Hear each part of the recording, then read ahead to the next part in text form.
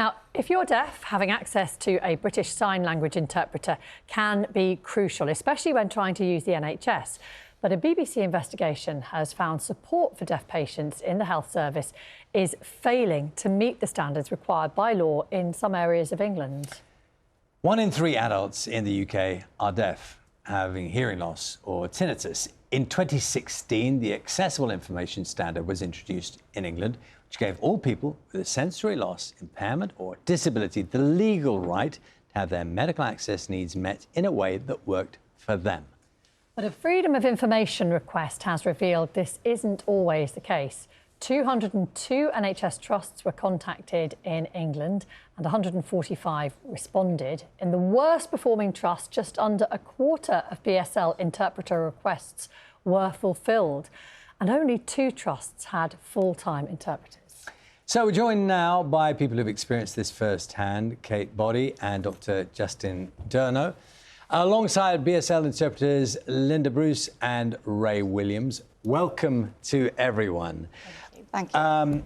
Dr. Justine, do you want to explain a little bit about how this works in practice, where the problems lie? Because this is something you deal with in your practice. It's a system issue.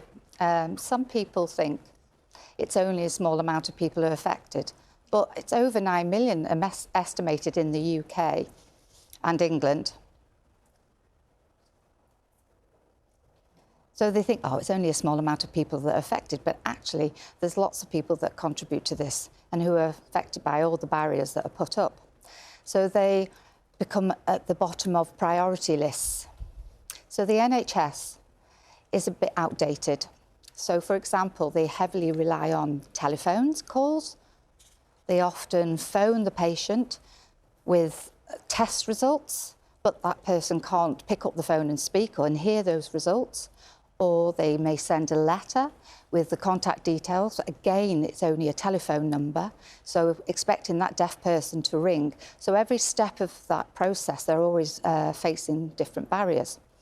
So it's a recurring theme of misdiagnosis, late treatment, low standards of treatment. So there's a wealth of information out there that, you know, online, but this information is not accessible for deaf people. So it means that they can't understand what their conditions are.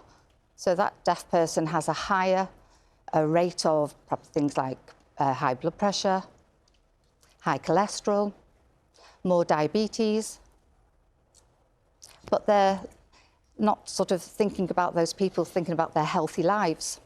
So it's a big cost to that deaf person, and you know, and also it can be life or death situations. So it's estimated the cost is 30 million to the NHS through missed appointments and wrong treatment. And in fact, Kate, your dad's case is a very good example of what Justine has been describing there. And he was quite a trailblazer, wasn't he, in the deaf community himself? Yeah, he really was. My father, I melt when I talk about him because he was such a lovely guy. He was born profoundly deaf. His first language was sign language, so that was his main and preferred method of communication. So he couldn't read very well, and he couldn't read or write English very well, but this is not common for deaf people of his age and demographic. Despite this, he was an aircraft technician for 45 years. He was a teacher, and he was an advocate for deaf people. What's he doing there? Having fun with the grandchildren, which was one of his pleasures. And tell us a bit more about the problems, the practical problems he faced and how it impacted him. So my father experienced floaters in his vision in early 2022, and he went to a high street opticians to try and get help with that. He went into the opticians and asked for an interpreter because he wanted to explain that he was having these symptoms, and they stated that they were not willing to provide the interpreter. Unfortunately, they missed the fact that he had a detached retina, which caused him blindness. And then we went to a GP. The GP said it's going to take 2 weeks for us to get you an interpreter. So again, I had to do a telephone consultation. They sent us to another optician. Again, there was no interpreter there. Who then sent us on to a hospital. There was no interpreter there. Who sent us on to a second hospital. There was no interpreter there, and I interpreted all those interactions whilst very late on in my pregnancy. Had to tell my dad that he had cancer. He only got an interpreter very last minute when the operation was due to happen, because I phoned round interpreters and made that happen, because I was saying to them, look, I'm due to give birth. I can't interpret this, and you need to get consent via an independent interpreter, and that's when it happened. Unfortunately, following that experience, even though we made complaints, he was denied access to BSL interpreters through further high street opticians, private hospitals. He had an inpatient stay in our local hospital when we contacted the spoken language agency who were responsible for providing interpreters, and they would not provide us an interpreter.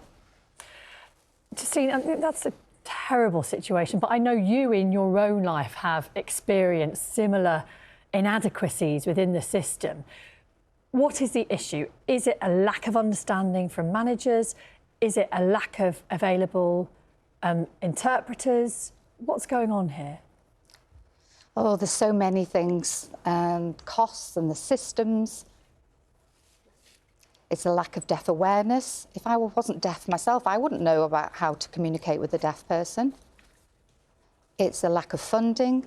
The NHS is really stretched, and we're working, behind, and we're responding to people's needs, So like I said before, the assumption is that there's only a small population of deaf people, but they are people, and they deserve, and they have rights. They need to have equal care. There's no reputable system in place for booking interpreters, and some people don't even know how to do it. It's more easier for spoken languages, but for BSL interpreters, they just don't know how to do it. So everything is fragmented. Justine, can I just, the NHS, we got a statement from the NHS who've said all NHS services have a legal duty of care to provide clear communication so patients and their families or carers can fully understand everything they need to about their treatment and care. NHS England remains committed to meeting its responsibilities, accessible information standards. So you read that and you think there are laws, that you have rights and you have laws, but as I think your story illustrates, in practice, that doesn't mean much. You can know the law and you can know your rights, but there's no one in the room with you. Yeah. And Dad's story isn't a rare story or a rare occurrence. Every deaf person I know has a story about wanting to access healthcare and their rights not being met. Even myself. I'm a doctor and I've got experience, and I can see that lack of equality for me. Sometimes I've walked out of a hospital appointment because the attitude towards me being deaf has been absolutely awful.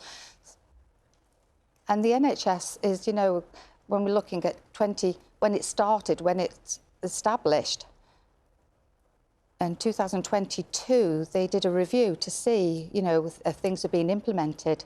But I think it's only 11% of the responses to the survey said we have equality. We have equality healthcare. When you say, Justine, the attitude is awful, what is that? What's actually happening? What is it you see when that happens? The nurse called me by my middle name, so I ignored what was being said. And then I explained that this was my name, and she said, oh, you've got hearing aids. You should be able to hear me. And it making these assumptions of what I can and can't hear.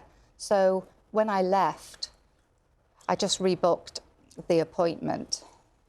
And the nurse phoned again saying, so she needs an interpreter. But on a one-to-one basis, I can communicate quite well. So there's a lot of assumptions of what I can and can't do and what I can cope with. It shouldn't be that you have to move to fit the needs of the NHS. The NHS should be moving to you, and I can see that it's probably exhausting having to constantly come up against these obstacles, and this is repeated millions of times over, as you've told us. But I guess in recognition of your wonderful dad, you would love to see now people really take this on and implement change. We've been fighting for this for years, and there's been lots of consultations with hospital and healthcare providers. We've relayed the issues that the deaf community are having, but there seems to be no real change. So we're hoping that this news coverage will make that change. What would you seek? I mean, I suppose the obvious thing to say is more interpreters being available. Is it that simple? I mean, is it that It's simple? not that simple. No. Would you say it's that simple? No. No, every deaf person is unique for then what they need. Some people may need or prefer have somebody that they could lip read. Some people may want an interpreter. Other people might communicate by writing things down. So the NHS is the first step. Their first step is to ask that person what they need as soon as they arrive, and then record it, whether it's an interpreter, and making sure that it's quite clear that for example, you know, when we go to a GP, they shout the name through a tannoy. Maybe if the GP came out of their room to call the person in. So it's depending on the deaf person as they are. Everybody's unique. Yeah, I'm still slightly reeling from the notion that the NHS would offer a deaf person a telephone consultation. It happens all the time.